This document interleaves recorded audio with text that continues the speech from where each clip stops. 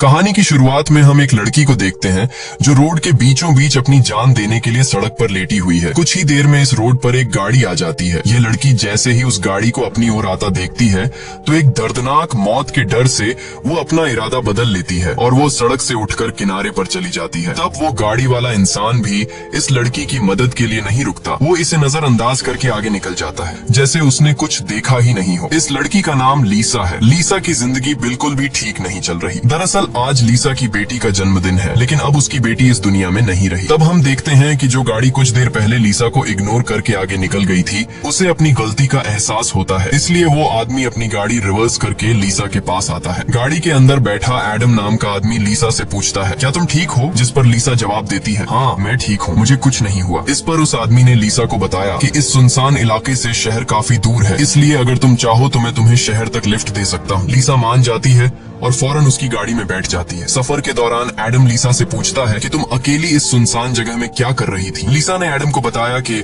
आज मेरी बेटी का जन्मदिन है, जिस वजह से वो आज मुझे बहुत याद आ रही है, पर बदकिस्मती से वो अब इस दुनिया में नहीं रही और अब मैं बिल्कुल अकेली हूँ। कोई भी ऐसा नहीं है इस दुनिया में जिससे मैं अपना कह सकूं। लीसा की ये बात सुनकर एडम कहता है, अच्छा इस वजह से तुम रास्ते के बीचों बीच मरने के लिए लेटी हुई थी? जवाब में लीसा ने कहा, मैं मरना नहीं चाहती, बस एक बार किसी तरह से अपनी बेटी से मिलना चाहती हूँ। तभी लीसा कार का रेडियो ऑन कर लेती है। रेडियो पर एक न्यूज चल रही होती है। रिपोर्टर बताता है कि जंगल में एक सीरियल किलर घूम रहा है और आज सुबह इस किलर ने 2 और लड़कियों को मार दिया है। पुलिस के पास उस किलर की तस्वीर तो नहीं है, लेकिन उन्हें इसके बारे में ये जानकारी मिली है कि कातिल एक गोरे रंग का आदमी है जिसके पास ब्राउन कलर की गाड़ी है और उसके दाहिने हाथ पर एक क्रॉस का निशान है। ये खबर सुनकर लीसा के पैरों तले जमीन खिसक जाती है, क्योंकि रिपोर्टर रेडियो पर जिस कातिल का हुलिया बता रहा था वो कोई और नहीं बल्कि एडम ही था। उसके हाथ में क्रॉस का निशान देखकर लीसा बहुत ज्यादा डर जाती है। इससे पहले कि लीसा खुद को बचाने के लिए कुछ कर पाती, तभी एडम अचानक जोर से कार का ब्रेक लगाता है, जिससे लीसा का सर तेजी से कार की डैशबोर्ड से जा टकराया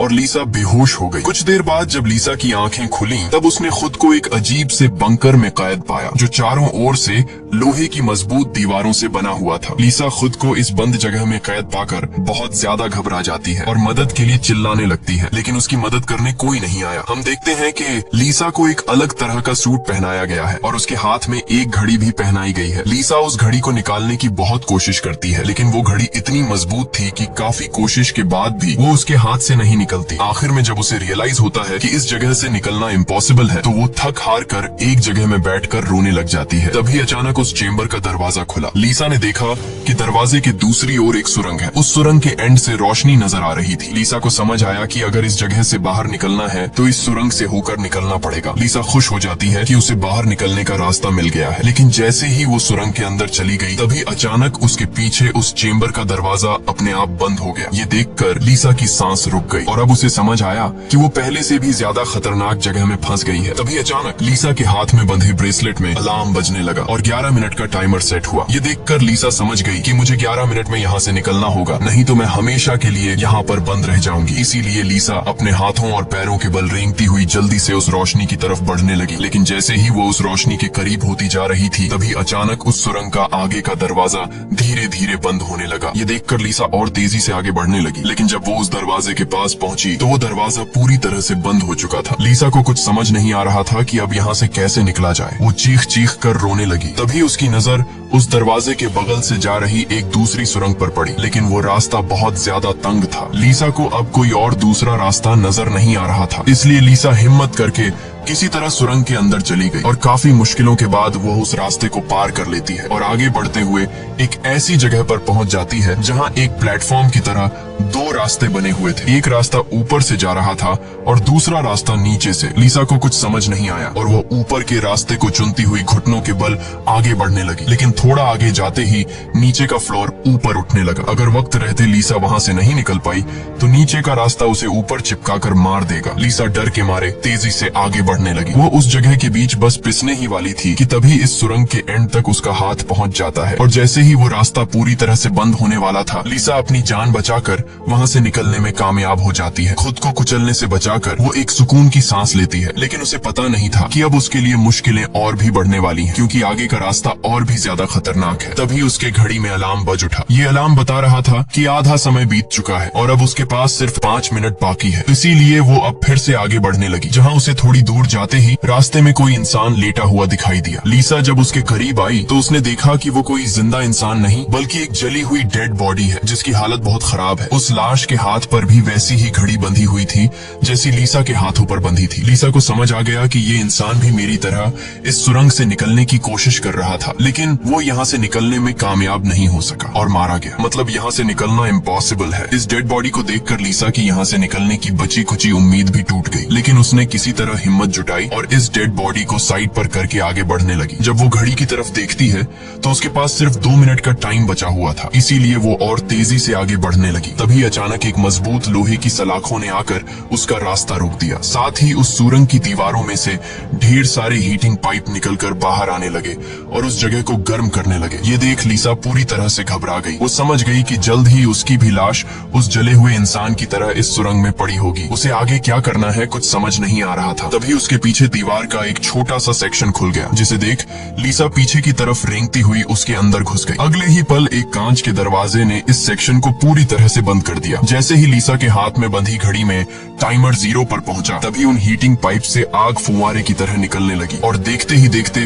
वो पूरी सुरंग आग की लपटों में डूब गई। लीसा जिस सेक्शन में बंद थी वह पूरी तरह से सिक्योर था, जिस वजह से उसकी जान बच गई। कुछ देर बाद वो हीटिंग पाइप्स वापस दीवार में चली गई। लीसा जिस सेक्शन में बंद थी उस चेम्बर का दरवाजा खुल गया। लीसा ने जो कुछ अभी अपनी आंखों के सामने देखा उस वजह से लीसा उस सेक्शन से बाहर नहीं निकलना चाहती थी, पर उस सेक्शन की दीवार लीसा को बाहर धकेल देती है और पहले की तरह अपने आप सुरंग से जुड़ गई। लीसा जैसे ही वहाँ से बाहर आई तभी उसकी घड़ी में फिर से 11 मिनट का टाइमर सेट हुआ। वह जैसे ही थोड़ा आगे बढ़ी तभी उस सुरंग का ऊपरी हिस्सा नीचे आने लगा और बिल्कुल उसके साथ आकर चिपक गया। बस इतना गैप बचा कि वो रेंगते हुए यहाँ से आगे निकल सके। लीसा अब पूरी तरह से बेबस हो चुकी थी। वो जोर जोर से रोने लगी। जब उसकी नजर घड़ी पर पड़ी तो वहाँ उसका टाइम खत्म हो रहा था, जिसका मतलब था कि अब से ठीक 11 मिनट बाद फिर से उस सुरंग में आग का सैलाब आएगा और लीसा को राख कर देगा। वो सोचती है कि इतनी बुरी मौत मरने से अच्छा है कि क्यों ना एक बार फिर से वो यहाँ से निकलने की कोशिश करे। इसीलिए वो फिर से हिम्मत करके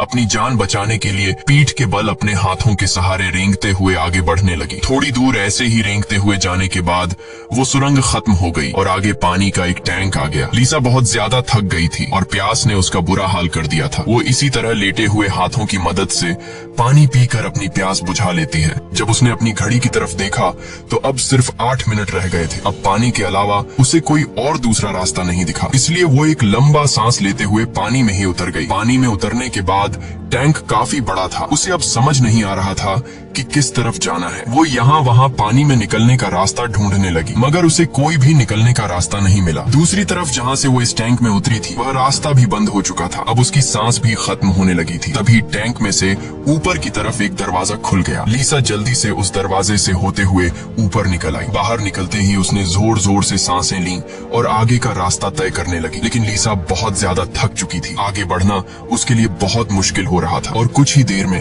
भारी थकान की वजह से लीसा के बीच रास्ते में ही आंख लग गई। लेकिन तभी लीसा के कानों में किसी के चीखने की आवाज गूंज उठी। वहाँ और भी कोई था जो मदद के लिए पुकार रहा था। उसकी आवाज सुनकर लीसा के अंदर बचने की एक उम्मीद जाग उठी, इसीलिए वो जल्दी से उस आवाज का पीछा करने लगी। अचानक एक जगह उसके ठीक नीचे एक दरवाजा खुला जिसके अंदर उबलता हुआ तेजाब था। लीसा उस तेजाब में गिरने से बाल बाल बची। वो तेजाब इतना खतरनाक था कि एक मजबूत लोहे को भी कुछ सेकंड में पिघला देता। लीसा जल्दी से अपने कपड़े का एक टुकड़ा काटती है और उसे टेस्ट करने के लिए तेजाब में डुबोती है। कपड़ा कुछ ही सेकंड में काली राख में बदल जाता है। ये देखकर वो बहुत ही संभल कर आगे बढ़ती है। वो अपने हाथों और पैरों को उस गड्ढे के किनारों पर रखकर उस जगह को पार करने ही वाली थी कि तभी उसका घुटना तेजाब में लग जाता है, जिससे लीसा दर्द से चीख पड़ी। खुशकिस्मती से उसके सूट की वजह से उसका घुटना गलने से बच गया, लेकिन उसके घुटने पर एक गहरा जख्म बन गया था। अच्छी बात ये थी कि अब वह मदद की आवाज काफी करीब से आ रही थी। लीसा अपना दर्द भूलकर फिर से उस आवाज का पीछा करने लगी और आखिरकार वो एक लोहे की ग्रिड के पास जा पहुंची। उससे कुछ दूरी पर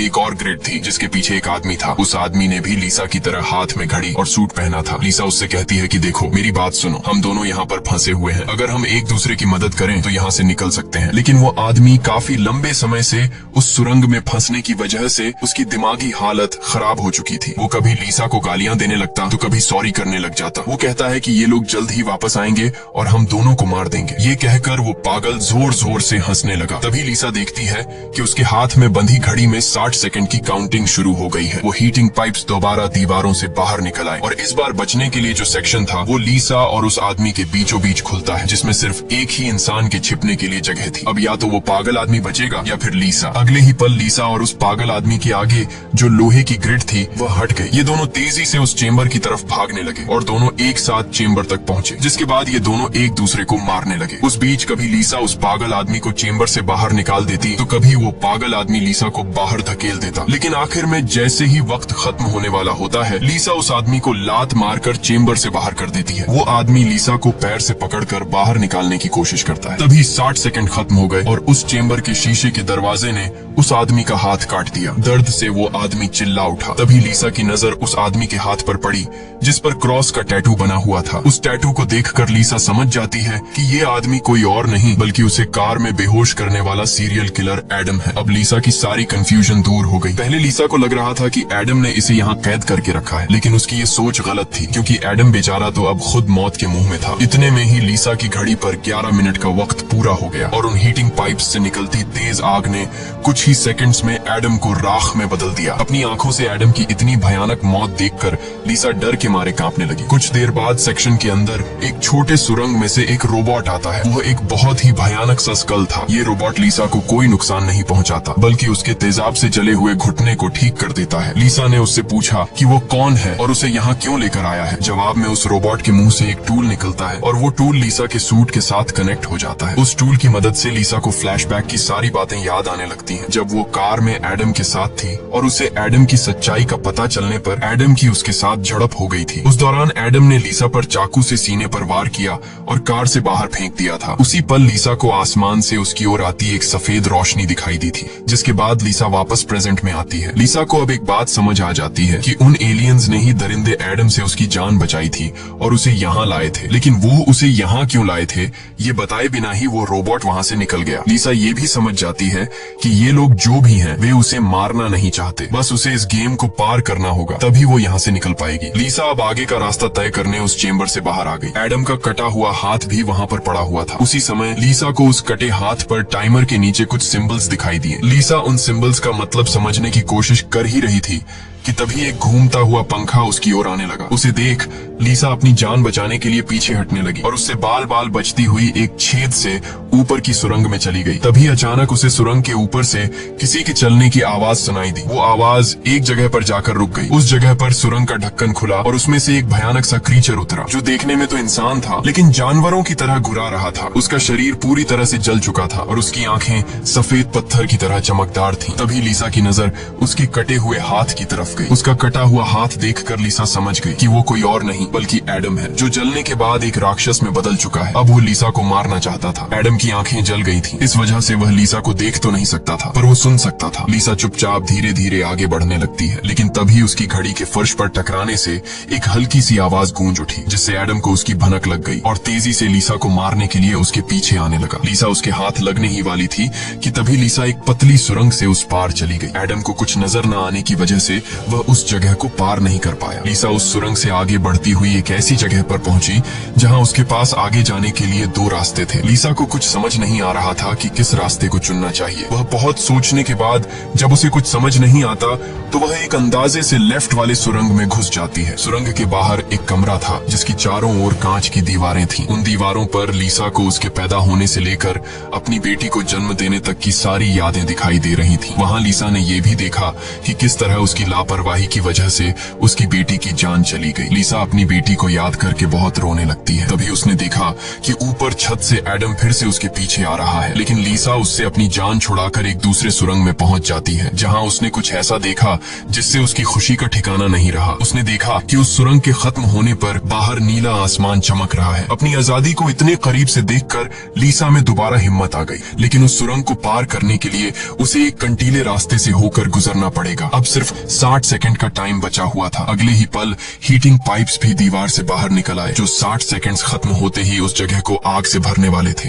लीसा बिना टाइम जाया किए इन कांटेदार तारों के नीचे से जाने लगी, जिससे वो कांटेदार तार उसकी बॉडी में घुसकर लीसा की पीठ बुरी तरह से काट देते हैं। लीसा बहुत ज्यादा तकलीफ में होती है और उसकी पीठ से बहुत ज्यादा खून निकलने लगता है, लेकिन लीसा खुद की परवाह किए बिना धीरे धीरे आसमान की तरफ बढ़ने लगी। तभी पीछे सुरंग में चेंबर खुला, जिसमें एडम झट से जाकर छिप गया। अब कुछ ही देर में आग का सैलाब आने वाला था। खून से लथपथ लीसा बाहर निकलने की कोशिश में थी, लेकिन बहुत ज्यादा खून बहने की वजह से अब आगे बढ़ना उसे मुश्किल हो रहा था। उसकी आंखें धुंधली हो रही थीं। तभी 60 सेकंड्स खत्म हो गए और अगले ही पल वहां आग बरसनी शुरू हुई। उससे पहले कि वो आग का सैलाब लीसा को भी अपनी चपेट में लेता, लीसा के ठीक नीचे एक द्वार खुला और वो नीचे एक चेंबर में जा गिरी और बेहोश हो गई। थोड़ी देर बाद जब लीसा की आंख खुली तो उसने देखा कि वो फिर से उसी जगह पर आ गई है जहां से उसने बढ़ना शुरू किया था। यानी अब तक उसने जितनी भी मेहनत की यहाँ से निकलने की, वो सारी जाया चली गई। ये देखकर लीसा अब पूरी तरह से टूट चुकी थी। तभी वो रोबोट उसकी मरहम पट्टी के लिए दोबारा आ जाता है। लीसा ने उसे मरहम पट्टी करने से रोका, क्योंकि वो दोबारा ये सब दोहराने के लिए तैयार नहीं थी। उसने रोबोट से कहा कि वो अब सिर्फ मरना चाहती है। उस रोबोट ने लीसा की बात मान ली और उसके मुंह से एक इंजेक्शन निकलकर लीसा के शरीर की तरफ बढ़ने लगा। तभी लीसा को एडम के हाथ पर बने हुए निशान याद आ गए। वो समझ गई कि जरूर वो निशान यहाँ से बाहर निकलने का रास्ता बताते हैं, इसलिए वो अपने खून से दीवार पर एडम के हाथ पर बने हुए निशान बनाने लगी, जिसे काफी गौर से देखने के बाद लीसा को पता लगा कि ये तो एरो है जो यहाँ से निकलने की डायरेक्शन बताते हैं। जैसे कि पहला एरो लेफ्ट साइड की तरफ मुड़ा हुआ था, जिसका मतलब रास्ते में आने वाली पहली 2 सुरंगों में से उसे लेफ्ट साइड वाली सुरंग के अंदर जाना चाहिए। दूसरे नंबर का एरो राइट साइड की ओर मुड़ा हुआ था, यानी पहली सुरंग को पार करने के बाद जब फिर से एक साथ 2 सुरंगें आएंगी तब राइट साइड वाली सुरंग के अंदर जाना चाहिए। उसे लगा कि जरूर मेरे हाथ की घड़ी के नीचे भी इसी तरह के सिंबल्स बने होंगे जो यहाँ से बाहर निकलने की डायरेक्शन बताते हैं। ये समझते ही लीसा ने उस रोबोट से उसके जख्मों को ठीक करने को कहा। जख्मों की मरहम पट्टी होते ही वो एक नई उम्मीद के साथ फिर से इन टनल्स में निकल पड़ी। लीसा पहले भी इन सुरंगों से गुजर चुकी थी, इसलिए वह बड़ी आसानी से उन सुरंगों को पार करते हुए आगे बढ़ने लगी और उस तेजाब से भरे गड्ढे के पास जाकर रुक गई। वहाँ उसने अपनी घड़ी को तेजाब में जलाकर उसे अपनी कलाई से अलग किया। उसकी कलाई पर भी ठीक वैसे ही सिंबल्स थे जैसे एडम के हाथ पर थे, बस उनमें थोड़ी बहुत चेंजिंग थी। लीसा उस जली हुई घड़ी को अपने हाथों में लिए हुए आगे बढ़ने लगी और उस जगह पर पहुंच गई जहां उसने पहली बार इन 2 टनल्स में से लिफ्ट वाले टनल को चुना था, लेकिन सिंबल्स के मुताबिक सही सुरंग राइट वाली है। वो जल्दी से राइट वाली सुरंग में चली गई, जहां आगे जाकर उसे 2 और सुरंगें मिली जिनमें सही सुरंग लेफ्ट वाली थी। इसी तरह लीसा अपने हाथ पर बने निशान की मदद से हर बार सही रास्ता चुनकर आगे बढ़ रही थी, लेकिन तभी एक बार फिर से एडम उसके पीछे पड़ गया। यहाँ लीसा समझदारी से काम लेते हुए एडम को गुमराह करने के लिए एक सुरंग के अंदर अपनी घड़ी फेंक दी और खुद दूसरी सुरंग में छिपकर बैठ गई। एडम घड़ी की आवाज का पीछा करते करते दूसरी सुरंग में घुस गया। एडम के जाते ही जब लीसा ने अपनी कलाई पर बने सिंबल्स चेक किए तो उसे पता चला कि उसने एडम को जिस सुरंग में भेजा था वही सही सुरंग थी। ये देखकर लीसा बहुत ज्यादा परेशान हो गई। अब लीसा के पास कोई दूसरा रास्ता नहीं था, इसलिए वो धीरे से एडम जिस टनल में था वो भी उस टनल में घुस गई। ये टनल काफी अजीब सा था, ऐसा लग रहा था कि ये टनल जैसे किसी बड़े जानवर का पेट हो। लीसा धीरे धीरे आगे बढ़ने लगी। थोड़ा सा आगे जाकर उसने देखा कि उसकी घड़ी सामने पड़ी हुई है, लेकिन एडम भी वहाँ पर मौजूद है। एडम अब चूंकि देख नहीं सकता था, इसलिए लीसा चुपके से उस घड़ी को उठा लेती है, पर तभी घड़ी में 60 सेकंड्स बचे होने का अलार्म बजने लगा, जिसकी आवाज से एडम को लीसा की भनक लग गई। वह दोबारा लीसा का पीछा करने लगा। उससे बचने के लिए लीसा जिस रास्ते से आई थी उसी रास्ते से वापस भागने लगी। उस वक्त लीसा की घड़ी में 60 सेकंड्स का काउंटिंग शुरू हो चुका था और सुरंग से हीटिंग पाइप्स भी निकल आए थे। साथ ही सुरंग में बचाव चेंबर भी खुल चुका था। लीसा जल्दी से उस चेंबर में जाकर छिप गई। एडम भी वहां तक पहुंच जाता है, लेकिन अब काफी देर हो चुकी थी क्योंकि उस चेंबर को शीशे के दरवाजे ने बंद कर दिया था। यहाँ लीसा एडम को चिढ़ाने के लिए उसे मिडिल फिंगर दिखाती है, पर बदकिस्मती से इस बार आग बरसाने वाले हीटिंग ट्यूब्स आग बरसाए बिना ही अंदर चले गए, जिसके बाद चेंबर का दरवाजा भी खुल गया और अगले ही पल एडम लीसा पर टूट पड़ा। लीसा भी खुद को बचाने के लिए एडम से लड़ पड़ी और उस शैतान के सर को अपने पैरों से दबाने लगी। पीछे से चेंबर की दीवार भी लीसा को आगे की तरफ धकेलने लगा, जिससे उस शैतान एडम का सर कुचल गया और फाइनली लीसा को एडम से छुटकारा मिल गया। लीसा अब अपने रास्ते पर आगे बढ़ने लगी, जहाँ आगे चलकर उसे वापस 2 रास्ते मिले। उसकी कलाई पर बने सिंबल्स के मुताबिक उसे राइट वाले सुरंग से जाना था और ये उस भूल भुलैया की आखिरी सुरंग थी, लेकिन तभी लेफ्ट वाली सुरंग से एक लड़की बाहर निकल आई। उसे देख लीसा लीसा की आंखें खुली की खुली रह गईं और वो रोने लगी, क्योंकि यह लड़की कोई और नहीं बल्कि उसकी बेटी नीना थी। नीना के मरने के बाद से लीसा ने जीना ही छोड़ दिया था। उसकी बस यही एक ख्वाहिश थी कि वो किसी तरह नीना से मिल पाए, और आखिरकार आज उसकी ये ख्वाहिश भी पूरी हो गई। नीना ने अपनी माँ लीसा से कहा कि अब दोबारा मुझे फिर से अकेला मत छोड़ना, जिस पर लीसा ने जवाब दिया, नहीं बेटा, मैं हमेशा तुम्हारे साथ रहूंगी। जिस पर नीना कहती है, तो फिर आओ मेरे साथ लेफ्ट वाले टनल में चलो। लीसा रोते हुए बोली, नीना, मैं तुम्हें फिर से खोना नहीं चाहती, लेकिन सच तो ये है कि तुम पहले ही मर चुकी हो और मेरी मंजिल दूसरी सुरंग में है। इतना कहकर लीसा वहाँ से जाने लगी। पीछे से नीना उसे पुकारती रही, लेकिन लीसा दिल पर पत्थर रखकर उस सुरंग से बाहर निकली। बाहर आते ही लीसा फूट फूट कर रोने लगती है। उसके बाद लीसा ने बिना समय गंवाए राइट वाली सुरंग में घुस गई, जहाँ उसे सुरंग के अंत में खुला आसमान दिख रहा था। वो खुश होकर तेजी से आगे बढ़ने लगी, लेकिन तभी उसके रास्ते में 3 लोहे के ब्लेड्स आ गए, जो लगातार तेजी से ऊपर नीचे हो रहे थे, जिन्हें पार करने का मतलब था खुद के टुकड़े करवाना। लेकिन लीसा को हर हाल में यहाँ से निकलना था, इसीलिए उसने गौर किया कि उनमें से पहला ब्लेड हर 4 सेकंड्स में एक बार नीचे आ रहा है। लीसा उसके करीब पहुंची और जैसे ही वो ब्लेड ऊपर गया तो 4 सेकंड्स पूरे होने से पहले झट से उस पार चली गई। उसके बाद वो दूसरे ब्लेड के पास पहुंच जाती है। इसी तरह दूसरा ब्लेड हर 3 सेकंड्स में नीचे आ रहा था। लीसा ने हिम्मत दिखाते हुए उसे भी पार कर लिया, लेकिन लास्ट वाला ब्लेड सिर्फ 2 सेकंड्स में नीचे आ रहा था, जिसे पार करना लीसा के लिए बहुत ही मुश्किल था। पर आजादी की चाहत में लीसा ने उसे भी पार तो कर दिया, लेकिन बदकिस्मती से उसका पैर ब्लेड के बीच आकर कट गया। लीसा का दर्द से बुरा हाल हो गया था, लेकिन लीसा अपने पैर की परवाह किए बिना सुरंग के एंड तक पहुंच जाती है, जहां उसे खुला आसमान नजर आ रहा था। लेकिन जैसे ही उसने अपना हाथ सुरंग से बाहर निकालने के लिए आगे बढ़ाया, उसका हाथ सामने लगाए स्क्रीन पर जा लगा, जहां खुले आसमान का वीडियो चल रहा था। ये देखकर लीसा बहुत ज्यादा मायूस हुई। उसने कहा, मैंने वो सब कुछ किया जो मुझे करने को कहा गया था। उसके बाद वो पागलों की तरह हंसने लगी। तभी सुरंग से हीटिंग पाइप्स निकल आए, क्योंकि अब कुछ देर बाद 11 मिनट का टाइम खत्म होने वाला था। लीसा अब सुकून से मौत का इंतजार करने लगी, लेकिन इस बार वो हीटिंग पाइप्स उसे जलाए बिना ही वापस सुरंग में चली गई। तभी अचानक सुरंग का ऊपर का हिस्सा खुल गया और एक तेज रोशनी लीसा पर पड़ी। लीसा का शरीर अपने आप हवा में उठने लगा